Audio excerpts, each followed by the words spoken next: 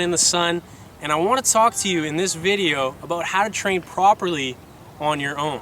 Now, what I want you to realize is that the time you spend on your own is actually more important than the time you spend with your team in training sessions or games. Yes, those are extremely important. They're an essential piece of your development. But the time that you're going to see the biggest development, you're going to make the biggest improvements in your technique, in the physical side of your game, and your confidence, is the time you spend on your own. Now, I want to show you that you don't need fancy equipment, you don't need a facility, you don't need anything except yourself, a little motivation, and a ball.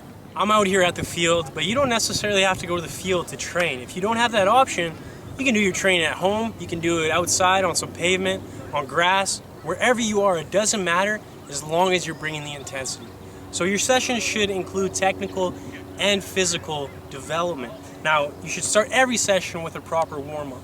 So you want to do dynamic stretches.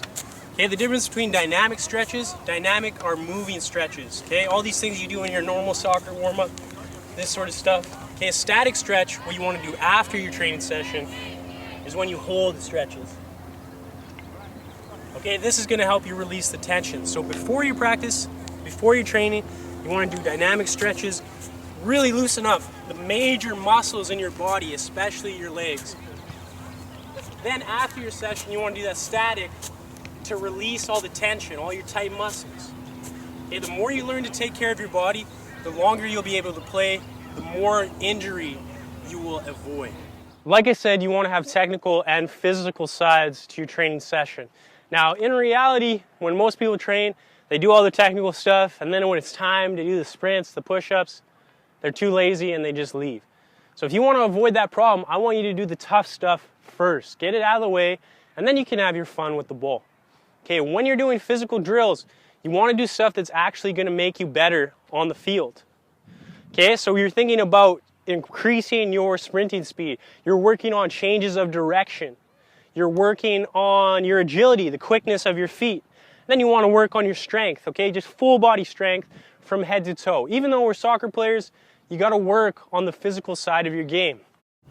Once you got the physical stuff out of the way, you can get on the ball, have some fun. So you want to work on all the technical skills. First of all, let's look at ball control. So obviously juggling, okay? And again, like your physical fitness, you should be going hard. Same thing goes here. If I lose the ball, get to that right away. Get it back up, game situation, okay? Don't juggle slow like this. Juggle quick. Okay, lots of touches, intensity. Once you got that, you can become comfortable with all parts of the feet, all parts of your body. Okay, just becoming a master of the ball. Then you can work on traps out of the air. Okay, controlling with all different parts of your foot, all different parts of your body. And like I said, if it goes over there, don't walk there. Okay, run there right away. Get it up. Okay, lots of ways you can work on control. Dribbling, same thing. You might want to start just working on basic turns. But again, it's all about the intensity. I can jog through it like this. And yes, if you're just starting, that's fine to get the technique. But the only way you're going to get something out of it is by actually pushing it.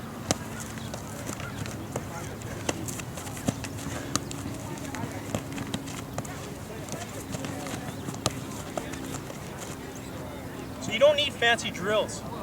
Okay, you just need the intensity. You can do basic stuff, but push yourself hard, and that's where you're going to get the value. You can also work on fast footwork, so you don't have to take up any space right on the spot. All the little things like this. Okay, just getting your touches up. Again, it's about intensity. It's about the quickness of your feet. So yes, I'm getting a lot of touches, but I'm also getting my heart rate up. I'm pushing myself, and that's what's most important. Now I want to talk about passing. Okay, passing isn't the easiest to practice, especially if you don't have a teammate. But a simple solution, all you need is a ball and a wall. You've seen me do this 100 times. So I'm not going to go through it today too much, but again, it's about the intensity. So if I play it off the ball, I want to receive quick, pass quick. Okay, wherever it goes, I react. Receive quick, pass quick. So it's about that intensity. Treat it like a game. In a game, you're not going to take a slow touch and then a slow pass. You're going to do it quick. Okay, so really keep that intensity up. Now the last technical skill you have to work on is obviously shooting. And this really is the most important, I feel.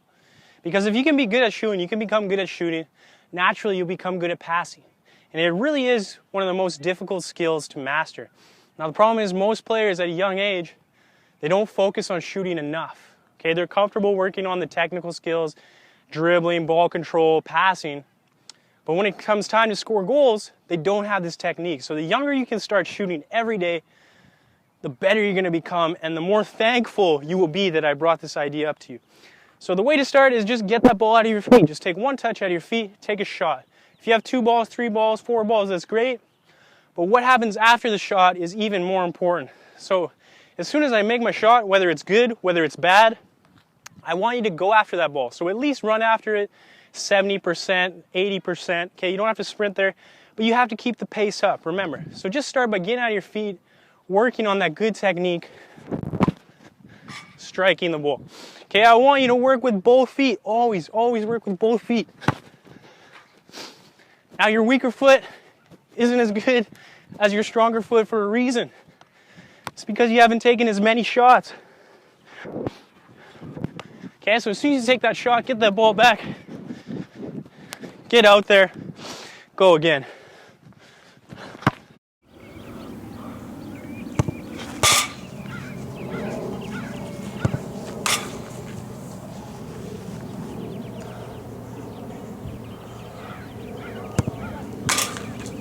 A couple keys for you to think about before I leave you today. Number 1 is intensity. So is your training session actually difficult? Are you actually pushing yourself? Most players, when they go to train, they're kicking the ball around a bit, they're jogging around, they're doing some juggles, a couple tricks, but it's really almost a waste of their time because it's totally different from the game. So if you want to be able to perform well, you want to play well on game day, you need to treat your training like a game. So this goes for your team sessions, but also your individual sessions. If you can keep that intensity up and treat it like a realistic game, then when you show up on game day, it's going to be easy for you. So just think about it. What is a game really like? Okay, when you're on the ball, you don't have much time to make decisions. You have to play quickly. Everything you're doing is with proper quality, with real focus. So you're really focusing on every pass. You're really focusing on every shot. You're trying to get them off quickly. Okay, players are chasing you down. You're sprinting fast. You're not jogging. You should be tired. You should be recovering. If you're pushing yourself to the limit in your individual training, when you show up for your team practices, when you show up for your games, it's going to be easy. Now, the second thing I want you to think about is consistency. If you're going out and training on your own once a week, that's great, but it's not as good as it could be. If you want to be the best, you need to be out there every day. Now, you don't need to be doing 2-hour-long draining sessions every single day. Some days you'll go a little lighter. Some days you'll just focus on some dynamic stretching, light juggling, light shooting, taking care of your body. Okay, but if you have time to prepare, let's say you have a game on Friday, Monday, Tuesday, Wednesday, you need to be going hard. You need to be pushing yourself to the limit. So think about that. How consistently are you training? How bad do you really want to improve? Now, the last thing I want you to think about is actually analyzing your technique.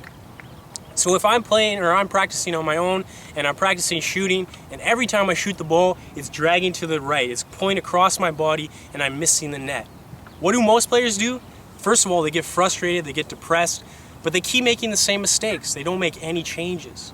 So if you want to see the improvements in your mind, you have to make the changes. You have to say, okay, what am I doing wrong? Why is this shot always going to the right? You got to change something in your technique, change the way you're following through, change the way you're planning, change your body positioning.